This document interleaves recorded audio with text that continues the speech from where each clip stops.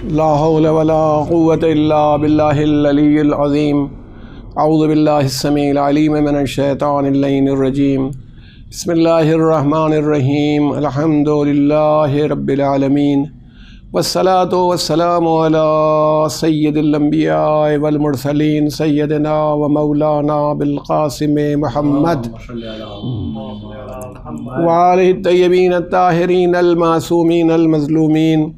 استغفر اللہ الذی لا الہ الا هو الحی القیوم الرحمن الرحیم، ذو الجلال والاکرام، واسألہ ان یتوب علی توبۃ عبد ذلیل خاضع فقیر بائس مسکین مستکین مستجیر، لا یملک لنفسہ نفعا ولا ضرا ولا موتا ولا حیاتا ولا نشورا۔ اما بعد، فقد قال اللہ تبارک و تعالی فی کتابہ المجید والفرقان الحمید وقولہ الحق۔ بسم اللہ الرحمن الرحیم، انا ہدیناہ السبیل اما شاکرا و اما کفورا۔ صلوات۔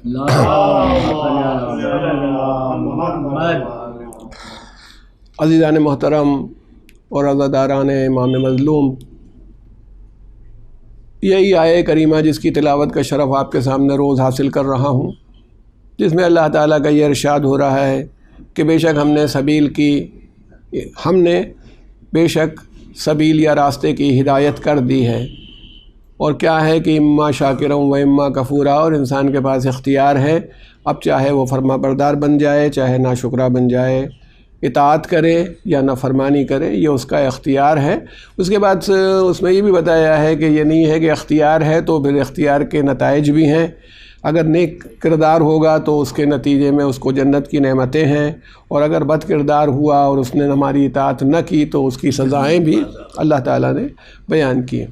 تو اس لیے پروردگار عالم نے کہا اچھا اب جو سبیل کی ہدایت کر دی، بڑی مشکل منزل یہ ہوتی ہے کہ راستے کو پہچاننا اور راستے کو سمجھنا یہ ہر وقت ممکن نہیں ہوتا۔ کتنی چیزیں ایسی ہوتی ہیں، کبھی قانون کے اعتبار سے یہ ہونا چاہیے، کبھی نہیں ہونا چاہیے، تو اس لیے اللہ تعالیٰ نے محض کتاب پر کبھی کسی امت کو نہیں چھوڑا۔ کوئی بھی امت ایسی نہیں ہے کہ جس کے پاس کتاب رہی ہو۔ آپ کو دیکھیں مل جائے گا، جناب عیسیٰ علیہ السلام جب آئے تو ان کا کام یہ تھا کہ وہ کریکشن کریں، ان کا درست کریں، یہودیوں کو جو یہودی تھے انہیں درست کریں، نبی کی حیثیت سے آئے۔ تو وہ لوگ پوچھتے تھے کہ اگر مچھر ہم نگل لیں تو جائز ہے کہ ناجائز ہے، حرام ہے کہ حرام نہیں ہے، مان لیں کھا جائیں گا۔ تو جناب عیسیٰ نے کہا تم لوگ دوسروں کے اونٹ ہضم کر جاتے ہو اور مچھر کا مسئلہ پوچھتے ہو، یعنی اس کا مطلب یہ نہیں بتایا کہ تمہاری اسپرٹ یہ ہے، تمہاری فکر یہ ہے۔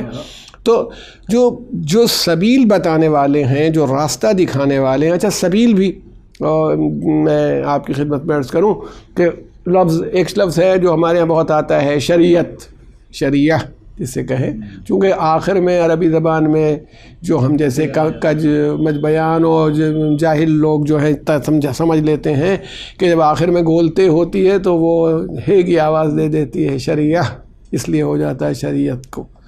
تو اگر وہ شریعت اسلامی کہیں گے تب پھر وہ ظاہر ہوگی کیونکہ بیچ میں آتی ہے۔ شریعہ کے لغوی معنی جو ہیں، جو بالکل لٹریری معنی ہوتے ہیں، اس راستے کو کہتے ہیں جو پانی کے گھاٹ کی طرف جاتا ہے۔ عربی زبان کے اعتبار سے شریعت وہ راستہ ہے جو پانی کے گھاٹ کی طرف جا رہا ہو۔ تو اب اسلام میں شریعت کے معنی وہ ہیں کہ جیسے یہ چیز جائز ہے، یہ ناجائز ہے، یہ حلال ہے، حرام ہے، واجب ہے، یہ تمام چیزیں مستحب ہے، مکروہ ہے، یہ شریعت ہے۔ تو میں سمجھتا ہوں کہ یوں کہہ سکتے ہیں کہ جو پانی کی طرف راستہ جاتا ہو وہ لٹریری طور پر شریعت ہے، اور جو راستہ کوثر کی طرف جاتا ہو وہ اسلامی شریعت ہے کہ آپ اب اسلامی شریعت پر عمل کریں۔ اللہ کے رسول ارشاد فرما رہے ہیں کہ یہ حوض کوثر پر پہنچ جاؤ گے، کیونکہ جن کا تم دامن پکڑے ہو، قرآن کو لیے ہوئے ہو اور قرآن کے ساتھ ساتھ اہل بیت سے متمسک ہو، ان کو لیے ہوئے ہو، تو تم وہیں پہنچ جاؤ گے جہاں حوض کوثر پر میرے پاس آ جاؤ گے۔ تو ہر آدمی یہی چاہتا ہے کہ اس گھاٹ پر پہنچ جائے کوثر پر، اور ایسا سیراب ہو کہ کبھی پھر پیاسا نہ ہو۔ تو عرض کرنا کہ یہ تھیوری تھی جو ہم لوگ ڈیولپ کر کے یہاں تک لا رہے ہیں کہ واقعتاً اسلام اس پرنسپل کو دنیا کے سامنے لا رہا ہے کہ ہم نے ایسا نہیں چھوڑ دیا کہ تمہارا خالی امتحان لے لیا اور تمہیں چھوڑ دیا، بلکہ امتحان لینے کے ساتھ ساتھ تمہیں ہم نے ہدایت کا پورا ذریعہ دے دیا ہے، اس ہدایت کے راستے پر آگے بڑھو اور تم انشاءاللہ تعالیٰ پہنچ جاؤ گے۔ اللہ بے شک ہے ہر آدمی کی ہدایت جن کی کرتا ہے ان کو پہنچا دیتا ہے۔ اب اس میں اگر ایک لمحے کے لیے بھی کوئی آدمی غور کرے اور سوچے تو اسے اندازہ ہوگا کہ یہ بھی اللہ تعالیٰ کا کرم ہے۔ اب وہ کسی کو یوں ہی سزا دے سکتا تھا، جس چیز کو ہم نے بنایا، جو ایک آرٹسٹ ایک تصویر بناتا ہے پھاڑ کے پھینک دے، اس میں اختیار ہے، اس کی مخلوق ہے، جلا دے، جو جی چاہے کرے، مگر اللہ تعالیٰ نے انسان سے اتنی محبت کی کہ اسے بنایا تو اس کی نجات چاہتا ہے، اس کو جنت میں پہنچانا چاہتا ہے۔ اب وہ گناہ کرتا ہے تو بھی معاف کرتا رہتا ہے، غلطی کرے استغفار کر لے تو معاف کر دیتا ہے۔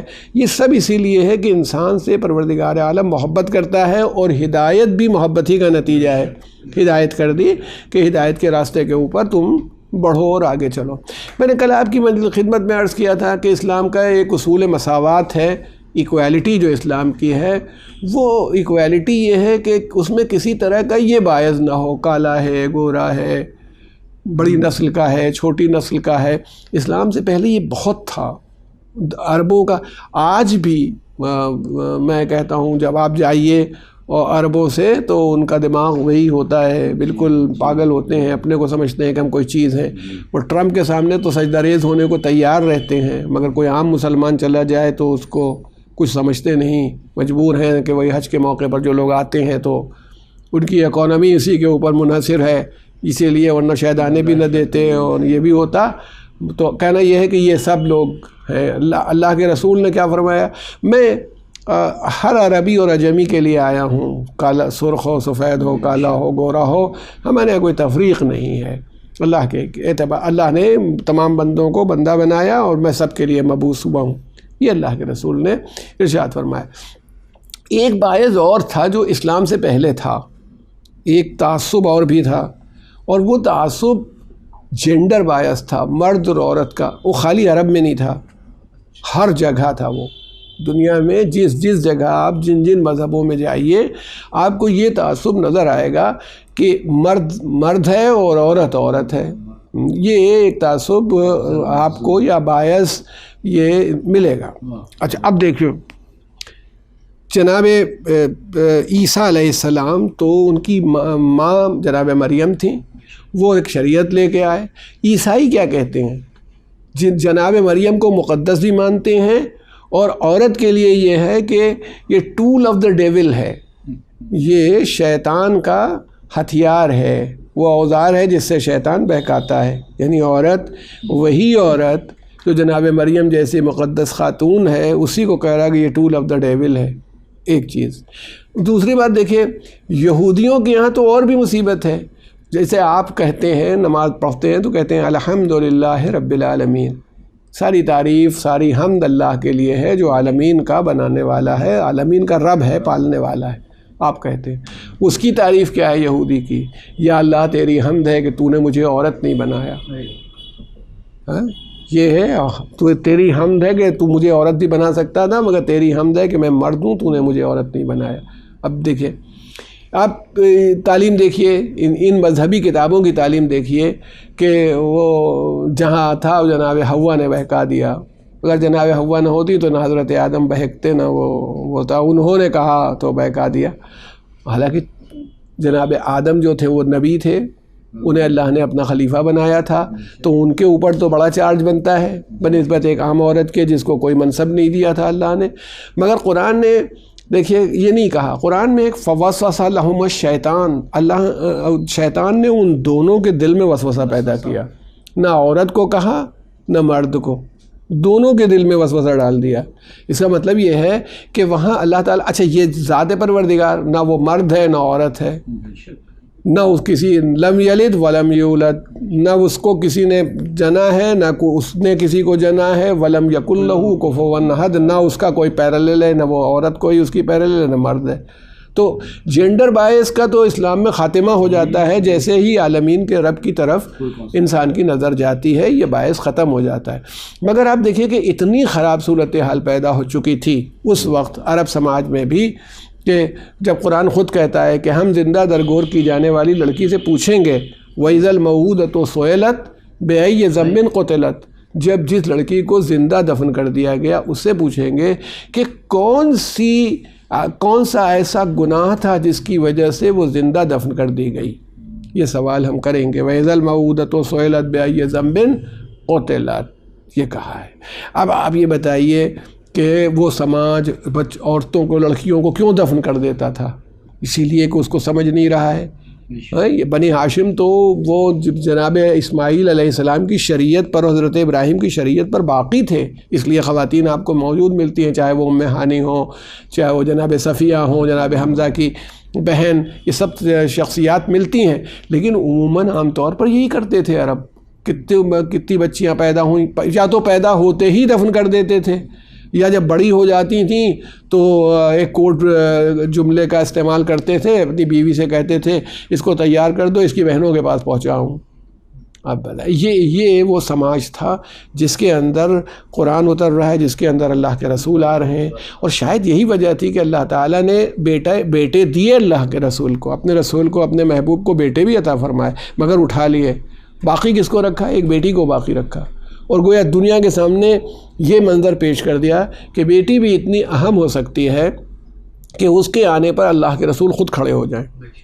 یعنی امیر المومنین حضرت علی ابن ابی طالب آتے ہیں تو رسول اللہ کھڑے نہیں ہوتے، مگر جب جناب فاطمہ زہرا سلام اللہ علیہا آتی ہیں تو اللہ کے رسول تعظیماً کھڑے ہو جاتے ہیں۔ یہ وہ کیریکٹر ہے جو دکھا رہا ہے کہ کیا ہونا چاہیے۔ بلکہ کسی نے اچھی بات کہی اور بہت عمدہ، کہ اگر کوئی ایسی جگہ ہو جہاں جناب فاطمہ آئیں اور تمام انبیاء موجود ہوں، تمام بزرگ شخصیتیں سب موجود ہوں، اور جناب فاطمہ کے آنے پر تو رسول اللہ کھڑے ہو جاتے ہیں، اور طریقہ یہ تھا کہ آپ کی پیشانی کو بوسہ دیتے تھے، پھر اپنی ہی جگہ پر بٹھلاتے تھے، اور اتنی دیر تک اس جگہ پر نہیں بیٹھتے تھے۔ یہ طریقہ تھا پیغمبر کا۔ تو اگر یہی طریقہ پیغمبر جب تشریف لائیں اور پیغمبر کھڑے ہو جائیں تو کون سا نبی بیٹھا رہے گا؟ کہ حضرت ابراہیم علیہ السلام کے لیے بھی یہ سید الانبیاء ہیں، جناب موسیٰ اور عیسیٰ کے لیے بھی سید الانبیاء ہیں، تو سب کو کھڑا ہونا پڑے گا۔ اور اگر رسول اللہ کھڑے ہو جائیں تو پھر جانشین رسول جتنے ہیں، وہ حضرت علی ہوں یا 11 امام ہوں، سب کو، یعنی ایک نمائندہ عورت ایسی ہے کہ اس کے آنے پر جتنے مرد ہیں سب کو کھڑا ہونا پڑے گا تعظیماً۔ یہ قدرت نے دکھا دیا، یہ بتا دیا کہ اسلام عورت کی عظمت کو ساری دنیا کے سامنے لا کر کے پیش کر رہا ہے، جس عظمت کو پیغمبر کے بعد کرش کر دیا گیا۔ اچھا دیکھیے، آج بھی ہندوستان میں اتنے قوانین ہیں، ڈومیسٹک وائلنس کا قانون ہے کہ ڈومیسٹک وائلنس نہ ہو، گھریلو ہنسا جو کہلاتی ہے وہ نہ ہو، مگر ہوتا ہے، مار پیٹ یہ ہے۔ یہی نہیں، امریکہ میں کتنی عورتیں ایسی ہیں جن کے ہاتھ پیر ٹوٹ جاتے ہیں، وہ شراب پی کے آئے بیوی کو مار رہے ہیں، کتنے، یہ آپ کو جتنے گویا جو ہمارے تہذیب یافتہ لوگ ہیں، سبھی سماج جس کو کہیں، اس کا یہ حال ہے کہ جو عورت ہے اس کو ذلیل کر رہے ہیں، اس کو رسوا کر رہے ہیں، وہ یہ بنا رہے ہیں۔ ادھر اسلام کیا کر رہا تھا؟ اسلام یہ کر رہا تھا کہ بھئی عورت کی عظمت یہ ہے، عورت کی شان یہ ہے۔ اچھا آپ آگے بڑھیے، دیکھیے میراث میں کوئی حصہ نہیں دیتے تھے، انہیریٹنس میں حصہ کوئی نہیں دیتے تھے عورت کو۔ کیوں نہیں حصہ دیتے تھے؟ وہ تو نان ایگزسٹنٹ ہے، اس طرح کی کوئی عورت کا آپ کے ہندوستان میں بھی طریقہ نہیں تھا کہ عورت کو حصہ دیا جائے۔ جو جہیز میں جو اس کو دیا گیا اس کے بعد رخصت کر دیا گیا کچھ۔ حالانکہ یہ افسوسناک صورتحال ہم لوگوں کی بھی ہے کہ ہندوستان میں رہنے کی وجہ سے مزاج یہ بن گیا ہے کہ اگر بیٹی اپنا حصہ مانگ لے تو بڑی خراب سمجھی جاتی ہے، اور بیٹی حصہ نہ مانگے تو بہت اچھی مانی جاتی ہے، جبکہ اسلام کا اصول یہ ہے کہ بیٹی کا حصہ ہے جیسے بیٹے کا حصہ ہے، اور کوئی اپنی چیز مانگے یا نہ مانگے اس کو دے دینا چاہیے۔ سب سے بڑی بات یہ ہے کہ ماں باپ کی بھی ذمہ داری ہے اور بھائی بہنوں کی بھی ذمہ داری ہے۔ اگر انسان اپنے دل میں وسعت پیدا کرے تو پروردگار عالم اس کے رزق میں بھی وسعت پیدا کر دے۔ یعنی کوئی میراثی سے تو ساری زندگی نہیں کٹتی۔ تو یعنی میراث میں فرق کیا کیا کہ اگر بیٹا اور بیٹی دونوں ہوں تو بیٹی کا ایک گہرا حصہ اور بیٹے کا دوہرا حصہ. اچھا اس میں کسی نے امام جعفر صادق علیہ الصلوۃ والسلام سے پوچھا بھی ہے کہ یہ کیوں ایسا ہے, وہ ایک کو ایک گہرا دیا جا رہا ہے اور دوسرے کو دوہرا, کیوں برابر نہیں؟ اب یہاں جب ہمارے یہاں قانون بدلے تو سب برابر ہو گئے. یہ بھی ہے, اسلام تو عدل کا مذہب ہے, جسٹس کا مذہب ہے. آپ نے فرمایا کہ چونکہ بیٹے کی ذمہ داریاں بیٹی سے زیادہ ہیں اس لیے اس کا حصہ بھی زیادہ ہے. اچھا بیٹی کی ذمہ داریاں کیا زیادہ؟ کہا دیکھو عورت کو مہر ملتا ہے, اسے دینا نہیں ہے کبھی شوہر کو. اب یہاں لوگ دبا کے بیٹھ جائیں اس کی بات میں نہیں کر رہا ہوں, لیکن اصلاً عورت جو ہے وہ مہر پاتی ہے اپنے شوہر سے, اسے یہ نہیں ہے کہ مہر کبھی دینا پڑے. ایک بات یہ ہے. دوسری بات آپ نے یہ بتائی کہ جو دیت ہوتی ہے ایسی بلڈ منی جو ہوتی تھی, یعنی جس میں شبہ میں کوئی قتل ہو گیا ہو قبیلے میں, تو سب کے اوپر وہ تاوان لگتا تھا کہ سب لوگ دیں. 100 اونٹ ہوتی تھی دیت ایک, اگر آدمی قتل کر دیا جائے, مگر اس میں عورت کو نہیں دینا پڑتا تھا. رینزم منی جو ہے دیت میں عورت کو دینے کی ضرورت نہیں تھی. تو اس لیے پروردگار عالم نے اس کے حصے کو کم رکھا ہے بنسبت بیٹے کے. اچھا ہمارے ماحول میں بھی یہی ہوتا ہے. کوئی مان لیجیے تھوڑی دیر کو کہ کوئی بزرگ تھے, بڑی مجلس کیا کرتے تھے آپ کے شہر میں, ان کا انتقال ہو گیا, اب نہیں ہوتی. اب سب لوگ لڑکے کو کہہ رہے ہیں, لڑکی کو کوئی نہیں کہہ رہا. بیٹے 2 موجود ہیں, مجلس نہیں کر پا رہے, باپ ایسی کیا کرتے تھے. اور بیٹیاں 5 موجود ہیں اور مجلس نہیں کر رہی ہیں. یعنی اس کا مطلب ہے کہ ہم بھی یہ سمجھتے ہیں کہ ذمہ داری بیٹے کی ہے. تو کہیں نہیں دیا گیا کہ اگر ماں باپ کی جو عبادتیں چھوٹ گئی ہیں یہ ہیں, اس میں بڑے بیٹے کی ذمہ داری ہے کہ ادا کرے. بڑی بیٹی کی ذمہ داری وہ ادا کر دے, یہ اس کا احسان ہے, اس کی کٹسی ہے, مگر یہ ذمہ داری اس کے اوپر بنتی نہیں ہے. تو اس لیے ایک چیز آپ اور اچھی طرح سے سمجھ لیں کہ اسلام نے یہ کام نہیں کیا کہ کسی آدمی کو, اچھا یہ جیسے جینڈر بائز والی بات میں کہوں, عجیب بات ہے. اگر کسی آدمی کسی کا انتقال ہو اور اس نے اپنی ماں کو بھی چھوڑا ہو, باپ کو بھی چھوڑا ہو, تھوڑی دیر کو مانیے بیٹی بھی ہیں, تو ماں کا بھی 1/6 حصہ ہوتا ہے, باپ کا بھی 1/6 حصہ ہوتا ہے. اگر جینڈر بائز ہوتا تو باپ کو ڈبل دیا جاتا اور ماں کو سنگل. وہاں ذمہ داری کا انداز دوسرا ہے, اس لیے 1/6 ان کا ہے, 1/6 اس کا ہے. اگر آپ توجہ فرمائیں تو اس کا مطلب ہے اللہ تعالیٰ نے کوئی اس طرح کا باعث نہیں رکھا. یہ دنیا کے مذاہب میں ہوا, یعنی مطلب یہودیوں نے ایک اپنی اپروچ بنائی, باقی لوگوں نے اپنی اپروچ بنائی, یعنی یہ ہے سب ہوتا رہا. اور اس کے بعد پھر آگے بڑھ کے آیا. اب رشیا کا ایک زمانے میں کچھ کام کر رہا تھا ویمنس رائٹ کے اوپر, اب 10-15 سال ہو گئے ہوں گے. تو اس میں نے دیکھا کہ جو عورت ہے اس کے لیے بیان کیا, رشیا میں جب شادی ہوتی ہے کرسچینس میں تو ایک رسم ہے, ایک کوڑا ایسا بناتے ہیں, یعنی یوں ہی رسمی طور پر, کوئی بہت اصلی والا کوڑا نہیں. اور جب لڑکی کو رخصت کرنے لگتے ہیں تو اس کوڑے کو ایک بار ہلکے سے لڑکی کو مارتے ہیں, اور اس کے بعد کوڑا داماد کو یعنی لڑکی کے شوہر کو دے دیتے ہیں. یعنی تھیوری یہ ہے کہ آج تک ہم پٹائی کیا کرتے تھے, وہ آج سے یہ حق مار پیٹ تمہارا ہے. آپ یہ اندازہ کیجئے کہ یہ کیا جاتا تھا. اب اس صورت حال میں جب معاشرے ایسے تھے, پھر اس طرح کی کہاوتیں کہ 10 عورتوں میں عقل ایک ہی کے پاس ہوتی ہے, چائنا کی کہاوت, اٹلی کی, آپ جتنے مذاہب دیکھیں ان سب میں, اور آج کے دور میں بھی جو ترقی یافتہ دور ہے, آپ سے اگر یہ سوال میں کروں, یہ بتائیے تھوڑا سا کہ جن ملکوں کو ہم لوگ ترقی یافتہ سمجھتے ہیں وہ بتائیں کہ وہاں کتنی عورتیں ایسی ہیں جو بڑی ہائی پوزیشن پر ہوں, پولیٹکس میں, سیاست میں. اب 1-2 کا کسی کا منسٹر یا پرائم منسٹر ہو جانا ثبوت نہیں ہے. اگر عورت اور مرد کی پرسنٹیج تقریباً 50-50 ہے تو 30-40% تو عورتیں ہوں. اچھا وہ میں نہیں مانتا کہ سیٹ ریزرو دی گئی ہے عورت کے لیے, اس میں عورت الیکٹ ہو کے چلی گئی, نہیں, اپنی برابر کی طاقت پر آئے. اس کا مطلب ہے مرد اس کو برابری دینے کے لیے تیار نہیں ہو رہے ہیں.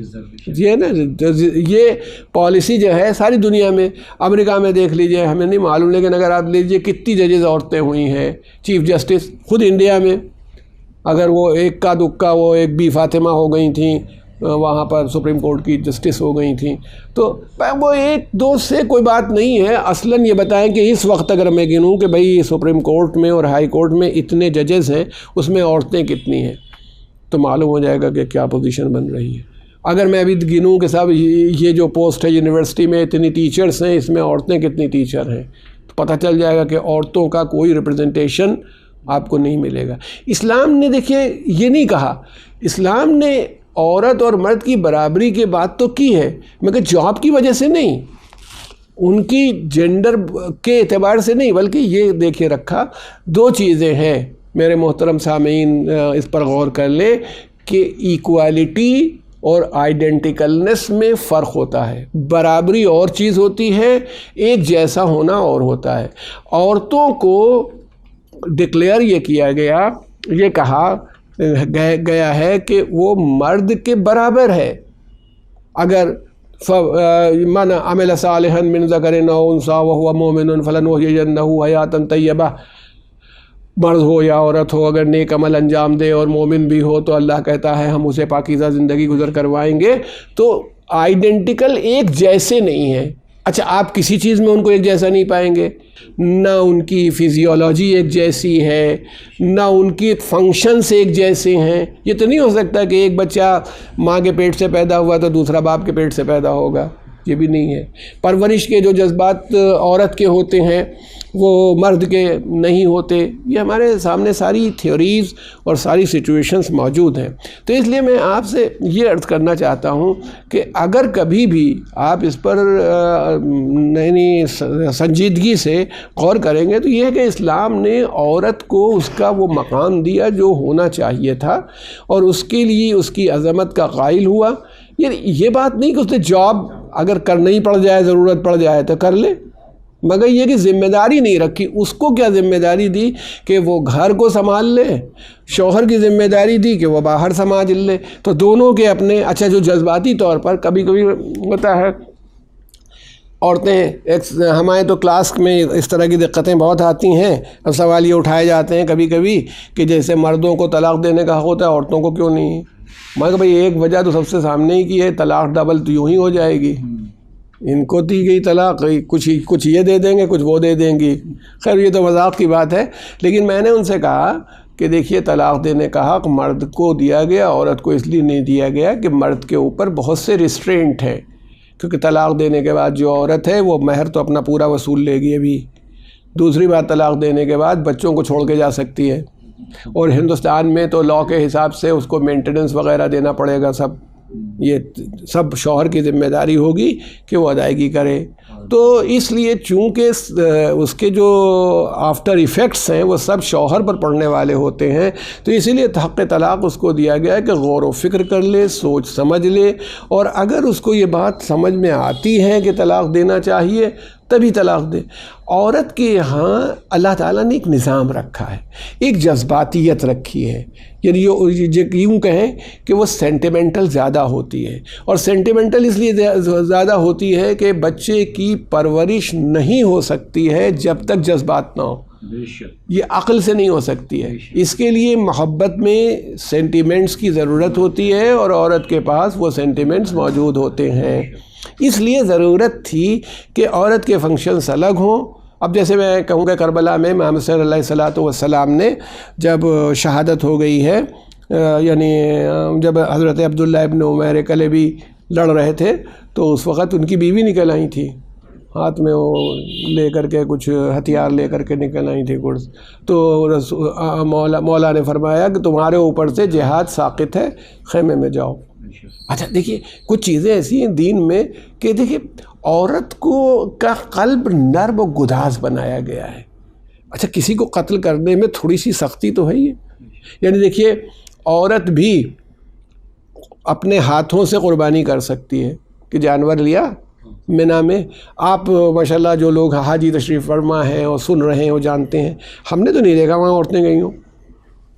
مینا میں ان کی نیابت میں مرد ہی قربانی کرتے ہیں. ہم لوگ بھی گئے تھے، جتنی خواتین تھے سب کے نام ہمارے پاس موجود تھے، ان کی طرف سے، ان کی طرف سے، ان کی. اچھا گھروں میں بھی ابھی کچھ دن پہلے، یعنی 1 مہینے تقریباً پہلے بقرعید کا زمانہ گزرا ہے، 10 ذی الحجہ کو، 10، 11، 12 کو قربانی ہوئی.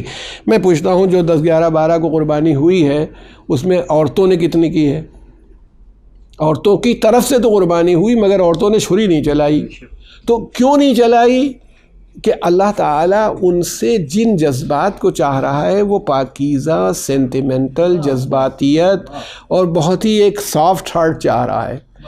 مردوں سے جو چاہ رہا ہے وہ یہ ہے کہ ضرورت پڑے تو ان کے اندر وہ سختی بھی رہے کہ حق بات کو قبول کروانے کے لیے مرنے کو تیار بھی ہو جائیں اور مر بھی جائیں. دونوں باتیں. اسی لیے کہ اللہ کے رسول نے کبھی لڑائی میں یہ نہیں کہا کہ جو مل جائے قتل کر دینا. دیکھو عورتیں ملیں تو لاکھ اگر تمہیں گالی بھی دیں تو ہتھیار نہیں اٹھانا، بچوں کے اوپر کچھ نہیں کرنا، بوڑھوں کے اوپر کچھ نہیں کرنا. جہاد میں تو عورتوں کو بھی ایگزمپٹ کیا ہے، کچھ کہنے سے نہیں، تم کوئی کارروائی یا ایکشن نہیں کرنا. تو اس کا مطلب ہے کہ عورتوں کو پورا ریکاگنیشن دیا تھا اسلام نے، جو ریکاگنیشن ہمیں غائب ملتا ہے. بعد میں آنے کے زمانے میں جب وہی بالکل جو قیصر و کسریٰ والی بات تھی کہ عورتیں عورتوں کے گانے سنے جا رہے ہیں، ان کو لایا گیا ہے، ان کا ناچ ہو رہا ہے بادشاہوں کے یہاں. وہ یزید کے تو باقاعدہ اشعار موجود ہیں کہ ناچے حسین رقاصہ، ناچ. اس کو رقاصہ جو ناچنے والی ڈانسر ہے اس سے کہہ رہا ہے بس یہی دنیا ہے، اس کے مرنے کے بعد کچھ ہونے والا نہیں ہے. کبھی کہتا ہے محمد پر نہ کوئی وحی آتی تھی نہ فرشتہ، وہ تو حکومت کے لیے انہوں نے ایک کھیل کھیلا تھا. یہ سب وہی نشے میں اور شراب میں. اور وہ تو عورت نے کو اسلام نے ناچنے کے لیے نہیں بنایا، عورت کو عظمت کے لیے بنایا. عورت کو دنیا والے کیا کرتے ہیں، بڑی بڑے ممالک میں دیکھیے جب تک عورت جوان ہے اس کی قیمت ہے. کبھی مارکیٹ میں سیلز گرل کی حیثیت سے قیمت ہے، کبھی ایڈورٹیزمنٹ میں اس کی حیثیت ہے، کبھی یہی اس کی قیمت ہے. ادھر بوڑھی ہوئی ادھر غائب. جب مجھے کینیڈا وغیرہ جانے کا بہت اتفاق ہوتا تھا، میں جاتا تھا تو میں دیکھتا تھا مجھے بوڑھے دکھائی نہیں پڑتے تھے. میں نے ایک مرتبہ پوچھا ان کا، لوگ بوڑھے اتنے شرم کرتے ہیں کہ نکلتے ہی نہیں ہیں. ان لوگوں نے کہا کہ ان کی کوئی ویلیو ہی نہیں رہ جاتی. تو بوڑھی عورتیں جو ہیں وہ نہیں ہیں. ادھر جوانی ختم ہوئی ادھر جاب بھی ختم ہو گئی، ادھر وہ بات نہ رہ گئی. کیوں؟ یہی نا کہ اسلام جس نظام کو لا رہا تھا وہ کوئی اور تھا. یہ جو نظام کو لا رہے تھے وہ اسے ایک مارکیٹنگ کی چیز کے طور پر لا رہے تھے کہ یہ ہے، اس سے یہ فائدہ ہوگا. آج دیکھ لیجئے آپ ایک مرتبہ اخبار کھولیے، اشتہارات دیکھ لیجئے، آپ کو اندازہ ہو جائے. سڑکوں پر چلیے اشتہارات دیکھ لیجئے، رسالوں میں چلیے اشتہارات دیکھ لیجئے. یہ عورت کی عظمت کے ثبوت نہیں ہے، یہ سب عورت کی ذلت کے ثبوت ہے. اسلام نے عورت کو کیا معیار دیا ہے؟ اسلام نے عورت کو معیار دیا کہ اس میں جناب فضہ ہیں. اسلام نے عورت کو یہ معیار دیا کہ امام حسین کنیز کو بھی سلام کر رہے ہیں. اسلام نے عورت کا جو معیار و بلندی رکھی ہے کہ امام حسین جناب زینب سے پوچھ رہے ہیں بہن تمہاری کیا رائے ہے، شریکت الحسین کہلاتی ہیں. تو اس کا مطلب ہے جو معیار اسلام نے طے کیا کہ ان میں اتنی صلاحیت پیدا ہو جائے، اتنی بلندی پیدا ہو جائے کہ یہ باعث ختم ہی ہو جائے، جینڈر باعث. بس اب آخر کلام میں آپ سے عرض کرنا چاہتا ہوں. اسی لیے دیکھیے آپ غور کیجئے گا امام حسین علیہ السلام کا بہت سے لوگ جو ہمارے نوجوان و بچے سن رہے ہوں گے اور سنیں گے انشاءاللہ تعالی، میں ان سے کہنا چاہتا ہوں وہ کربلا کو سمجھتے ہیں کہ عصر عاشور ختم ہو گئی، فاقہ شکنی ہو گئی. ان کے دماغ میں یہ ہوتا ہے کہ کربلا فاقہ شکنی ہوئی اور زیادہ سے زیادہ چل کے مجلس شام غریبہ سن لو، نوحہ پڑھ لو، بعد ختم امام حسین کی لڑائی. نہیں، امام حسین کی پہلی لڑائی کا فیز وہ ہے کم سے کم جو 28 رجب کو شروع ہوا. جب 28 رجب کو آپ نے سفر کیا ہے بیعت مانگنے کے بعد ولید کے شروع ہوا ہے اور صبح عاشور تک ہے. ایک فیز وہ ہے جس میں آپ نے جنگ نہیں کی، سبقت نہیں کی، جنگ کو اوائڈ کرنے کی پوری کوشش کی. یہ وہ فیز ہے آپ کا.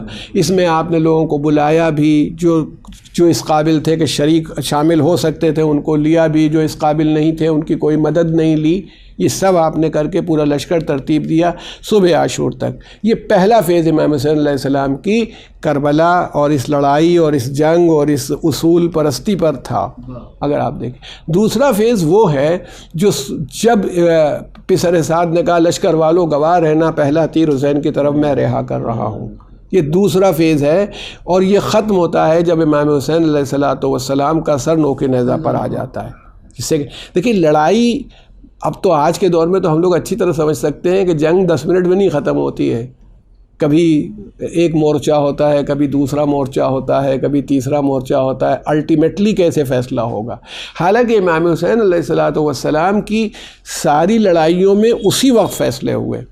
اگر میں آپ سے کہوں، آپ دیکھیے پہلے فیز میں جب وہ 28 رجب کو چلے تھے اور یہ صبح عاشور تک آپ دیکھ لیجئے تو آپ کو اندازہ ہو جائے، آسانی سے اندازہ ہو جائے گا کہ دشمن مجبور ہو گیا. اس نے خود ہی کہا میں تیر چلا رہا ہوں. یعنی امام حسین نے اس کو اتنا مجبور کر دیا کہ وہ لڑنے کے لیے، اور اس کے تیر چلانے سے پہلے بہت سے لوگ اس لشکر یزید کو چھوڑ کے امام حسین کی طرف آ گئے موت کو گلے لگانے. آپ غور کریں. اچھا صرف یہی نہیں، موت ایک بہت مشہور حضرت حر کی تو شہرت اس لیے ہے، جو ہم لوگ بھی بہت سنتے ہیں، امام کے مہمان ہیں. اکیلے حضرت حر نہیں آئے تھے، مگر حر کی کوفے میں بھی بڑی امپورٹنس تھی. اور حضرت حر 1000 سواروں کی کا جو لشکر ہے، دستہ 1000 بہت ہوئے، ان کے سردار کا نام ہے. تو وہ کوئی معمولی آدمی نہیں جو ادھر سے آ گیا. کبھی کبھی ہوتا ہے کہ شخصیت کی امپورٹنس کی وجہ سے شہرت ہو جاتی ہے، ورنہ اس حضرت حر سے پہلے آنے والوں میں ابو شاسا ہیں جن کا نام دیا گیا ہے. وہ اور لوگ بھی ہیں. ابو شاسا تھے، تیر انداز بہت اچھے تھے، وہ حر سے پہلے آئے تھے امام حسین کے پاس. یعنی ابھی امام حسین نے لڑائی نہیں کی اور فیصلہ ان کے فیور میں آ گیا. کوئی ہارنے والے کی طرف نہیں جاتا، لوگ جیتنے والے کی طرف جاتے ہیں. کوئی نہیں ایسا ہو سکتا. جہاں معلوم ہے کہ کچھ نہیں ملنا ہے، اب صرف قتل ہو جانا ہے. وہ آئے، تیر انداز تھے، مولا سے کہا کہ قریب بیٹھ گئے. حضرت نے ان کے لیے دعا کی، پھر انہوں نے 100 تیر مارے، 100 تیر مارے، اور ارشاد فرمایا فرزند رسول 95 اپنے نشانے پہ گئے، 5 خطا کر گئے. تو بتائیے ایک آدمی ایک تیر انداز، وہ اس لیول کا تیر انداز تھا، ادھر سے آیا تھا کہ امام حسین کی نصرت میں 95 تیر اس کے اپنی جگہ پر لگے ہیں. اس طرح کا تیر لگا. لیکن امام عالی مقام نے دیکھیے کہا تھا، یہی بار بار کہا ہے، ہم جنگ میں سبقت نہیں کریں گے، ہم جنگ میں سبقت نہیں کریں، پہل نہیں کریں گے، ہماری طرف سے جنگ شروع نہیں ہوگی. یہ امام کا اسٹینڈ شروع سے آخر تک تھا. آپ نے سبقت کی؟ جواب نہیں. تو آپ کی فتح تو یوں ہی ہو گئی کہ جو کہا تھا وہ کر دکھایا. یزید تو کہہ رہا تھا کہ ہم بیعت لیں گے، تو بیعت اسے ملی نہیں ملی. اچھا بیعت نہیں ملی تو اب لے لے، جو بعد والے گئے تھے انہی سے بیعت مانگ لے، 5ویں امام سے بیعت لے لے، 6ٹھے امام سے لے لے. یعنی امام حسین کا انکار بیعت اس منزل پر آ گیا کہ پھر کسی امام سے بیعت کا سوال نہیں ہوا. قید خانے گئے، جیل میں رکھ دیے جائیں، ظلم کیا جائے، زہر کا پیالہ پلا دیا جائے، مگر بیعت کا سوال نہیں ہوا. تو امام حسین کی پہلی فتح ان کے فرسٹ فیز میں اسی وقت ہو گئی جس وقت ادھر سے لوگ آنے لگے. ادھر سے ایک آدمی بھی نہیں گیا، ادھر سے لوگ آئے. اور صرف اسی وقت نہیں، ظہر کے بعد آئے، ظہر کے بعد لوگ آئے ہیں اور امام کی نصرت میں آئے اور شہید ہوئے، جن پر آپ سلام کرتے ہیں، جو مولا کے ساتھ دفن ہوئے، ان کو اللہ نے ہدایت کر دی. دوسرا فیز جب امام حسین علیہ الصلوۃ والسلام نے شروع کیا اپنا، تو وہ دوسرا فیز وہاں سے شروع ہوتا ہے کہ جب اس نے کہا کہ میں تیر رہا کرتا ہوں، لڑائی شروع ہو گئی. تو پھر امام نے ڈٹ کے مقابلہ کیا. اب وہ نان وائلنس جو تھا وہ دفاع کی صورت میں آیا، ڈیفنس کی صورت میں آیا. عدم تشدد ہے مگر بزدلی نہیں ہے. عدم تشدد ہے، ہم نان وائلنس کے قائل ہیں، مگر یہ نہیں ہے کہ ہم سرنڈر کر دیں، جسے کہیں سمرپن کر دیا. سمرپن نہیں کریں. حالانکہ وہ ہمارے بہت ہی بزرگ عالم تھے، اس میں مولانا حیدر مہدی صاحب اللوری مرحوم و مغفور، وہ اپنے استاد جناب علی مہدی صاحب پروفیسر تھے میتھمیٹکس میں یا فلسفی میں الہ آباد یونیورسٹی میں نے تو نہیں دیکھا ان کو. ان کے حوالے سے بیان کیا کرتے تھے کہ جب انگریزوں کی فوجیں گئی ہوئی تھیں اور وہ فوجیں وہاں پر تھیں، تو ان فوجوں میں ایک مرتبہ وہ کربلا کی طرف سے گزری. اس وقت یہ روضے بنے ہوئے تھے، ابھی فرسٹ ورلڈ وار یا سیکنڈ ورلڈ وار کے آس پاس کی بات. جب ادھر سے گزری تو جب جناب عباس کا روضہ پڑا تو اس نے کمانڈر نے کہا کہ یہ کمانڈر کا روضہ ہے، سلام کرو. تو سب لوگوں نے سلام کیا، بڑھ گئے۔ اب انہوں نے اپنی جگہ پر پہنچ کے جہاں ان کا قیام تھا، اسٹے تھا، ان سے کہا، وہاں پہنچ کے کون آدمی تھا جس کی مطلب زندہ ہو تو ٹھیک ہے، وہ مر چکے، ان کی قبر ہے۔ کہا بھائی یہ آدمی جو تھا اس نے 72 آدمیوں کو 30,000 کے مقابلے میں صبح سے شام تک لڑا دیا۔ تو کہنے لگے، وہ لوگ کہنے لگے کہ مگر ہمیں تو یہ حکم ہے کہ ایسے موقع پر ہم سرنڈر کر دیں، یعنی مطلب ایک ریشو نہیں بن رہا نا۔ تو ہندوستان نے، بنگلہ دیش نے سرنڈر کیا تھا، لاکھوں آدمی سرنڈر میں آئے تھے، ایک لمٹ ہوتی ہے لڑائی کی کہ سرنڈر کر دیں۔ امام حسین نے وہاں بھی سرنڈر نہیں کیا جہاں قانوناً لوگ اصول کے تحت سرنڈر ہو سکتا تھا۔ تو وہ کہنے لگا، کمانڈر نے کہا کہ وہ بھوکے بھی تھے سب، وہ پیاسے بھی تھے سب۔ تو جو بیٹیلین تھی کہنے لگی بھائی یہ بات صحیح نہیں ہوئی، چلیے واپس چلیں، کیونکہ اس وقت جو ہم نے سلام کیا تھا وہ بغیر معرفت تھا، آپ کے کہنے سے ہم نے اس کمانڈر کو، اب ہمارا جی چاہ رہا ہے کہ ہم چل کے ایک ایسے کمانڈر کو سلام کریں جس کے 72 آدمی شام تک لڑتے رہیں اور جو بھوکے اور پیاسے بھی ہوں 30,000 کے مقابلے میں۔ تو کہنا یہ ہے کہ امام حسین کی وہ فتح بھی کربلا میں دکھائی پڑتی ہے کہ کوئی ہٹ نہیں رہا ہے، کوئی سپردگی کا نہیں کہ سمرپن کر رہا ہو، جھکا چلا جا رہا ہو، نہیں ہے۔ یہ دوسرا فیز ہے امام حسین علیہ السلام کا جو عصر عاشور نو کے۔ اب کسی کا، امام نے سر والی تو بات ہی نہیں کی تھی، کہا تھا ہاتھ نہیں دوں گا، سر اس نے نہ مانگا تھا نہ تھا، تو سر لے جانا ہو لے جائے۔ ہاتھ تو امام حسین کا یزید دیکھ بھی نہیں پایا، ہاتھ تو کربلا میں رہ گیا، اس نے تو سر دیکھا۔ اور سر کسی شاعر کا، شہر پاکستان کے شاعر کا ہے، وہ مجھے پہلا مصرع تو یاد نہیں آ رہا، کہ امام حسین کے سر نوک نیزہ، وہ کہتا ہے کہ زمین پر کس طرح آتا کہ آسمان تھا وہ۔ امام حسین کا سر زمین پر تو آ ہی نہیں سکتا تھا، نوک نیزہ پر بلند کیا گیا تو یہ آسمان تھا وہ۔ تو ایک آسمان لیے ہوئے مولا کا سر اتنی بلندی پر، کوئی ان کے ساتھ کیا بے ادبی کر سکتا ہے جس کی شان اور جس کی عظمت اللہ تعالیٰ کی نگاہ میں ہو۔ تو یہ ختم ہو جاتی۔ یہ دیکھیے ایک قائد کا کمال ہوتا ہے کہ وہ اپنے مقصد کو پہچانے۔ یہ دوسرا مورچہ ہے جو امام حسین علیہ السلام عصر عاشور کے وقت سر کرتے ہیں، دوسرا مورچہ ہے جو سر ہو جاتا ہے، اور یہ بلندی پر آپ کا سر آ کر کے گواہی ذرا دیکھ لو۔ تو یعنی آج تک جو قاتل ہیں، جو ظلم کرنے والے ہیں، وہ چھپ رہے ہیں۔ حسین ابن علی کے تو چاہنے والے بھی تمام چیزوں کو واضح کر رہے ہیں، اس لیے کہ ہمیں معلوم ہے کہ یہ سب ان کی عظمت کی نشانی۔ اس کے بعد تیسرا فیز وہ ہے جو اب شروع ہوتا ہے۔ اس میں امام حسین علیہ السلام نے پہلے سے تیاری کر کے ان خواتین کو ساتھ لیا ہے، مورچہ بدل رہا ہے۔ ابھی تک امام حسین تھے جن کی قیادت چل رہی تھی، اب ایک بیمار امام زین العابدین ہیں جن کی قیادت شروع ہوئی۔ آپ غور کیجئے گا، ابھی تک عباس کے ہاتھ میں علم تھا، اب یہ قیادت جو ہے علمدار کی حیثیت سے جناب زینب کے ہاتھ میں، یہ قیادت جناب ام کلثوم کے ہاتھ میں۔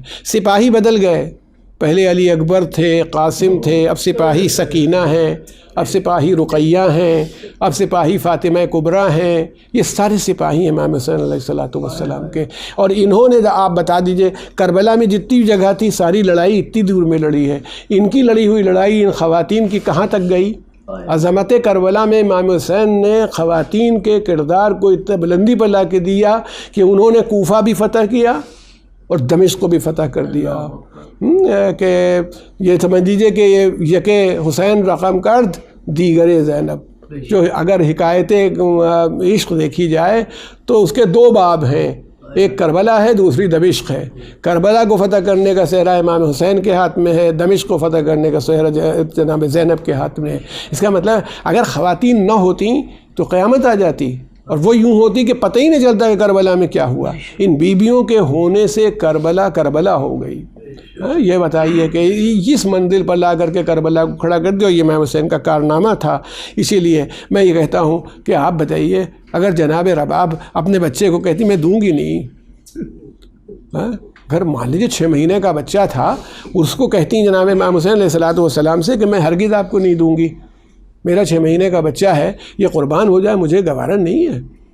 اچھا یہ کہیں کہ یہ بالکل اتفاق تھا، یہ میں ماننے کو تیار نہیں ہوں۔ یہ ہے کہ بالکل اتفاقی طور کے اوپر ہوا، کیونکہ جب امام نے استغاثہ بلند کیا ہے تو جے مرتبہ استغاثہ بلند کیا ہے، کسی نے لبیک کہا ہے، ایک استغاثہ یعنی فرشتوں تک نے کہ محمد رسول آپ بتائیے ہم الٹ دیں تارے طبق. امام نے کہا نہیں واپس چلے جاؤ. جب استغاثہ بلند کیا ہے تو چوتھے امام نے غش سے چونک کر کے یہ کہا ہے پھوپھی اماں میرا عصا کہاں ہے, میری تلوار کہاں ہے. امام وقت آواز دے رہا ہے. وہ کہا بیٹا تمہارا جہاد جو ہے کربلا میں نہیں ہے, تمہارا جہاد کوفہ و شام میں ہے. تو یہ بتائیے پھر جب استغاثہ امام عالی مقام یعنی وہ استغاثے بھی امام کے ہیں, جب کہا میرے شہ سوار ہو میں پکار رہا ہوں تم آواز نہیں دیتے, تو کٹی ہوئی گردنوں سے آوازیں آ رہی تھی لبیک ابن رسول اللہ, کیا آپ فرماتے ہیں فرزند رسول ہم حاضر ہیں, آپ حکم تو دیجئے, ہم تو آپ کی طرف سے لبیک کہہ رہے ہیں. پھر آپ نے استغاثہ بلند کیا تو شور گریہ ہوا خیمے میں, گریے کا شور ہوا. گریے کا شور جب ہوا تو عالم کیا ہوا کہ امام قریب آئے تو معلوم ہوا کہ وہاں کیوں رو رہے ہیں.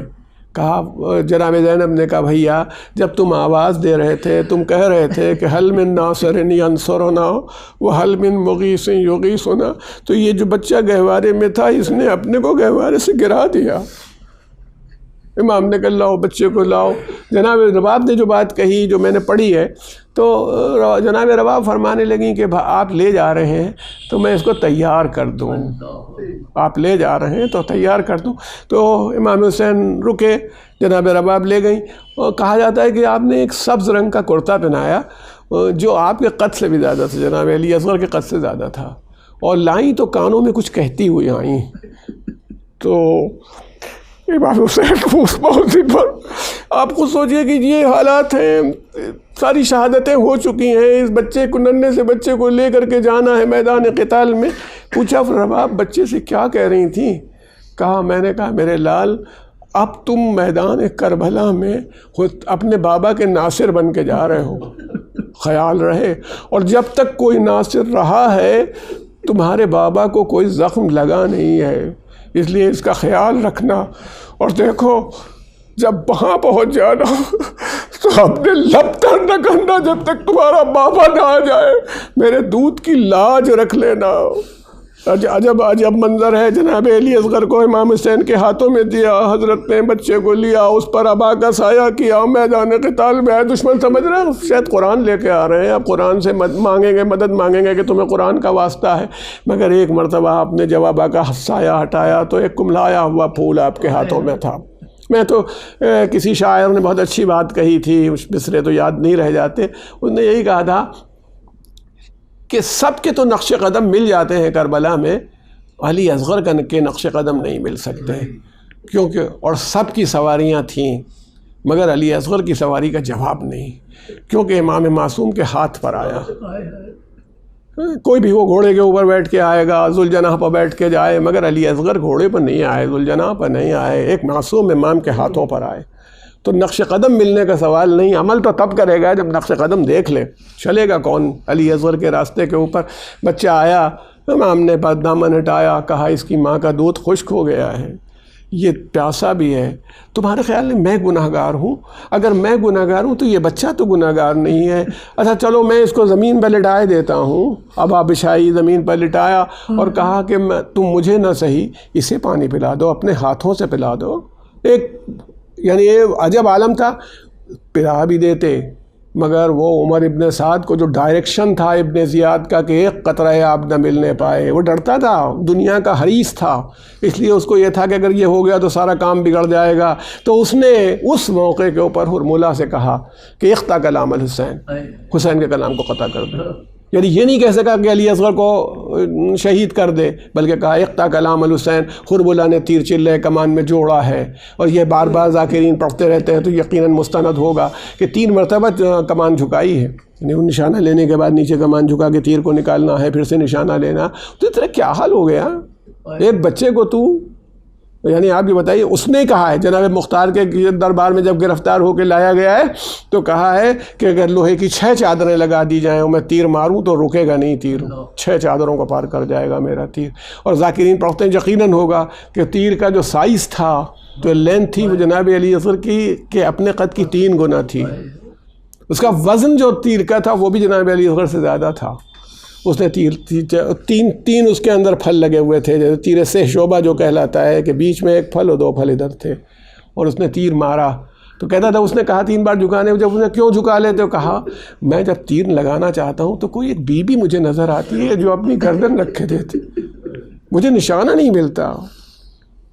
یہ مانی بات ہے کہ حسین کی ماں فاطمہ زہرا پر کیا گزر رہی ہوگی میدان کربلا میں، ایک ننھا سا بچہ ہے، باپ کے ہاتھوں پر ایک مرتبہ تیر، اس نے آخر میں تیر رہا کر دیا۔ میں اپنی بات یہ کہتا ہوں کہ تیر نشانے پر اب بھی نہیں گیا حربلا کا، کیونکہ اگر نشانے پر تیر جا رہا ہوتا تو بچے کو ہمک کر کے تیر کو اپنی گردن پر لینے کا سوال نہیں تھا۔ ماں نے ہدایت کی تھی، علی اصغر ناصر کی حیثیت سے جا رہے ہو، بابا تک پہنچے نہیں۔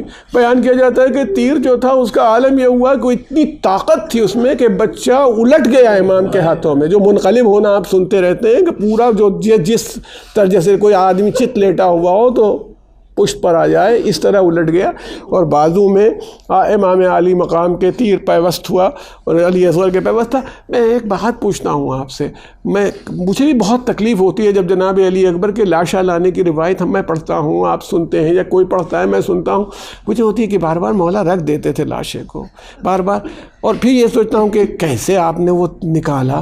مگر میں یہ کہتا ہوں کہ اس سے زیادہ مشکل منزل یہ تھی، جناب علی اصغر کی گردن میں تیر پیوست تھا اور ایک پھل امام کے بازو میں لگ گیا تھا، ایک پھل بازو میں لگا تھا۔ بتائیے بچہ ہاتھوں میں ہے، پھل بازو میں لگا ہوا ہے، کیسے امام نے نکالا اپنے بازو سے، کیسے تیر کو نکالا اور کیسے علی اصغر کے گردن سے تیر کو نکالا، کوئی نہیں سمجھ سکتا۔ یہ تو زیادہ بڑی مصیبت مجھے دکھائی پڑتی ہے۔ وہ آئے مگر شاید جناب علی اصغر کہہ رہے ہوں اپنی ماں سے کہ مادر گرامی بڑی کوشش کی کہ بابا تک باہر جانے نہ پائے، مگر تیر سے شعبہ تک گردن میری اتنی نہیں تھی بڑی کہ تیر پورے تیر کو روک لیتا ہے، اس لیے بابا کے ایک پھل لگ گیا ہے۔ میں شرمندہ ہوں کہ ایک پھل لگ گیا، امام لے کے آئے، بس آپ کی زحمت تمام۔ امام لے کے آئے اس بچے کو اور خیمے کے قریب آ کے آواز دی ہے، یا آپ سنتے رہتے ہیں جناب سکینہ کا باہر آنا اور سوال کرنا چاہتی تھیں بھائی کو پانی مل جائے۔ بابا بھیا کو، میرے بھیا کو پانی مل گیا؟ امام نے فرمایا ایسا سیراب ہوا ہے کہ کبھی پیاسا نہیں ہوگا۔ ارباب کرم، یہ بہت مشہور روایت، عام طور پر روایت ہے کہ امام نے جو پیغام آپ کو دیا ہے اس میں بھی اس مصیبت کا ذکر کیا ہے۔ ارشاد فرمایا کہ میرے چاہنے والوں کاش کربلا میں تم ہوتے اور دیکھتے کہ میں اپنے شیر خوار کے لیے جب سوال کر رہا تھا پانی، تو پانی سے نہیں اس کی پیاس تیر سے بجھائی گئی۔ تم کاش ہوتے کربلا میں۔ جناب رباب نے بچے کو گود میں لیا، مگر مجاہد کی ماں تھی اور مجاہد اکبر کی ماں تھی۔ وہ نام کے لیے علی اصغر تھا، اس سے بڑا مجاہد نہیں جس نے پورے یزید کے لشکر کو رلا دیا۔ بس اس عالم میں دیکھا امام کی طرف کوئی خیال نہ جائے، اس لیے آواز دی، بچے کو مخاطب کر دیا، بچے سے پکارا اور مثلوں کا یوں نہر، اے میرے لال کیا تیری عمر کے بچے بھی نہر کر دیے جاتے، یہ تو خیال نہیں تھا 6 مہینے کا۔ اب میں کہتا ہوں علامہ سہیل آفندی مرحوم و مغفور پڑھا کرتے تھے اسی حوالے سے کہ امام نے بچے کو گود میں تو دے دیا، اس کے بعد خیمے کی پشت پر آئے، رباب کو بلایا، خیمے کی پشت پر آنے کے بعد اس کے بعد ذوالفقار سے قبر کھودی۔ شاید ذوالفقار فریاد بھی کر رہی ہو کہ مولا میں نے نصرت کا وعدہ کیا تھا، شیرخوار کی قبر بنانے کے لیے نہیں۔ جب قبر کھودی اور قبر اس کے بعد قبر میں بچے کو لٹایا، جناب رباب کو سامنے کھڑا کیے رہے، تو وہ کہتے تھے کہ پڑھتے تھے کہ کسی عالم کے حوالے سے وہ فرماتے تھے کہ جناب زینب کو نہیں بلایا، جناب ام کلثوم کو نہیں بلایا، یہ رباب کو لا کے کیوں کھڑا کیا؟ اور تا دیر دیکھتے رہے، نہ برابر کرنے کے بعد اتنا روئے ہیں کہ تعویذ لحد تر کر دیا، کوئی سرور کو اٹھا لے تربت بے شیر سے۔ جناب رباب کھڑی دیکھ رہے تو فرماتے تھے کہ شاید اس لیے ان کے دل کو مضبوط کر رہے ہوں کہ رباب یہ پہلی میت تمہارے سامنے میں دفن کر رہا ہوں، دوسری میت وہ ہوگی جو سید سجاد قید خانہ شام میں کب دفن کرے گا۔ جب سید سجاد تمہاری بیٹی کی قبر بنائے تو اتنی دل میں طاقت رکھنا کہ صبر کر سکو۔ سیعلم الذین ظلموا ای منقلب ینقلبون، انا للہ و انا الیہ راجعون۔